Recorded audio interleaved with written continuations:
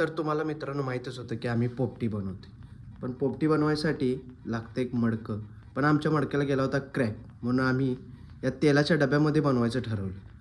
त्यासाठी आपण मिक्स केलेलं चिकन, पावटा, मोठं मीठ आणि थांबा. हे तुम्ही म्हणत असाल हे पाला का टाकतात? हे काँग्रेस आहे का? पण तसे नव्हे. तर मित्रांनो तो आहे बांबुर्डीचा पाला. त्याच्याशिवाय पोपटी बनत नाही, असे आम्हाला आप्पांनी सांगितले. आम्ही पण पहिलं तुमच्यागत विचारात पडलो होतो, की नक्की हा पाला का गोळा करतात आणि का टाकतात? पण आप्पांनी आम्हाला समजून सांगितलं, की हा पाल्याशिवाय पोपटी बनत नाही.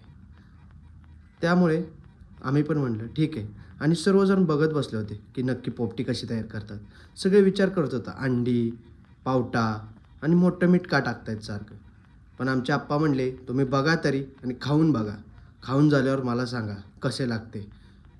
त्याचप्रमाणे आम्ही सगळे रेडी करून पोपटी तयार करायला सुरुवात झाली.